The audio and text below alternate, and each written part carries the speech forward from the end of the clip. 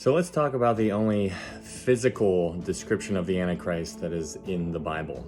And before we dive into that, I want to kind of bring up this picture right here because this was featured in this article, and I thought it was very interesting how everything that's involved in this article seems to be symbolic in some type of demonic kind of way, one way or the other, no matter how you look at it. But we're not going to focus on all of these symbols because you could spend a whole bunch of time trying to unpack everything.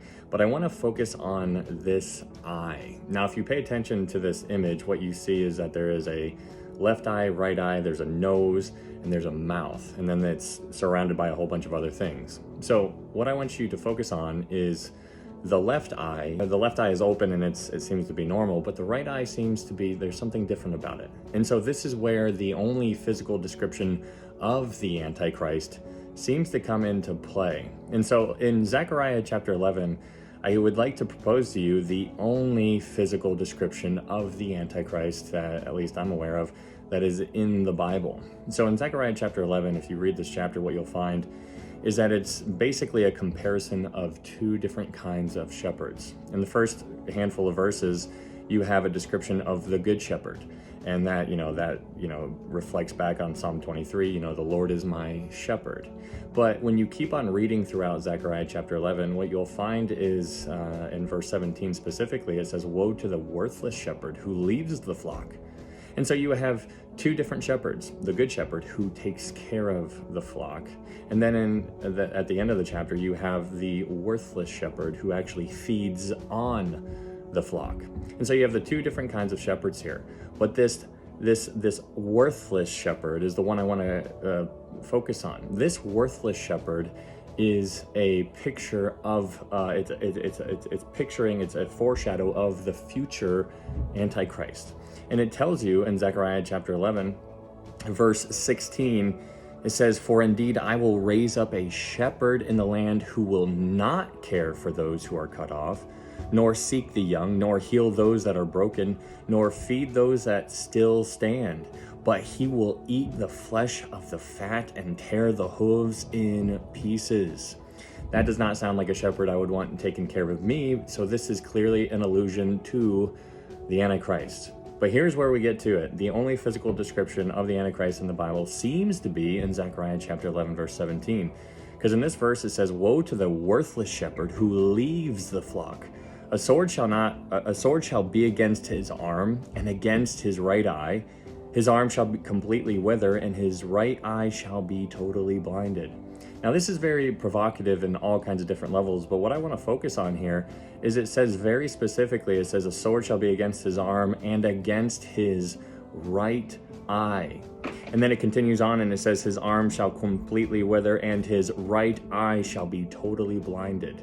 Now, this is very fascinating, at least to me, because of the very, very specific description we are given. He didn't say his eye will be withered. He didn't say both of his eyes would be withered. He didn't say his left eye would be. He didn't say one of his eyes would be withered. He says his right eye. His right eye shall be totally blinded. His right eye shall be against his right. A sword shall be against his arm and against his right eye, and his right eye shall be totally blinded. Now, when you compare this description, which seems to be the worthless shepherd, which seems to be a picture of the futuristic Antichrist, and you apply it to this picture that we looked up at the beginning, which is, all these images, I think it's very provocative to at least pay attention to which eye on this image is darkened. It's not the left eye, it is the right eye. And so I'm not saying, I'm not making any definitive claims. I think we're supposed to be mindful of the signs of the times, and we're supposed to be paying attention to the world around us. We're supposed to be watchmen on the wall. But this image is just so fascinating to me. The right eye is the one that seems to be darkened, and it seems to go hand in hand with scripture. And so, I'm not looking for the Antichrist. I believe we will be taken out of here before he is revealed. And I believe in a pre-tribulation rapture. But I do find it very fascinating the day that we are living in, and especially with all the symbolism that is being dropped on us day in and day out. We need to remember that this world that we are living in is fallen, and this is not the world that is ours. We are just passing through. This is not our home. We are not citizens here on earth. Our citizenship is in heaven. And we are just one day closer to home. And so I would like to encourage you to tell somebody about Jesus while you still can. I need you to look at it as if it's a complete privilege to be able to tell somebody about Jesus. It is, because I want you to imagine you get to tell somebody about Jesus, and how cool is that?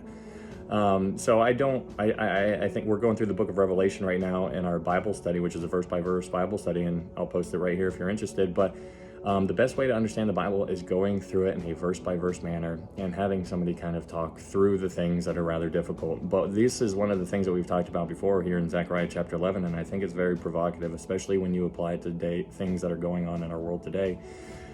Could that picture be connected somehow? I'm not sure, but I was wanting to at least share with you the only physical description of the Antichrist that I am aware of that is in the Bible. Now, obviously, you have Revelation 13, where in verse 3 it says, "And I saw one of his heads as if it had been mortally wounded, and his deadly wound was healed. And all the world marveled and followed the beast." Now, that's obviously, connection too. But, it was that mortal wound that John saw, because remember, there in Revelation chapter 13, John is looking so far into the future from where he was on the island of Patmos. And he sees this beast that received a mortal wound. Now, what we know about Lucifer is that he's all about deception. And so it's unclear whether this mortal wound that the Antichrist is going to receive is legitimate, if it was actually something that where he passed away and then rose again. Is that what's going to happen? I don't know. Or is it just the appearance? Is it just the optics of it all? Is it just what the mainstream media is going to show on TV and stuff like that? And then everybody's going to say, "Man, he died and now he's back. Oh my goodness, I saw it with my own two eyes." It's hard to really parse those types of things. But one way or the other, what we understand in some kind of capacity, that this worthless shepherd, this Antichrist, in Zechariah chapter 11, verse 17, we see a sword shall be against his arm. It doesn't say left or right arm. It's going to be against his arm and against his right eye. Very fascinating type of stuff. Hope this helps. Thanks.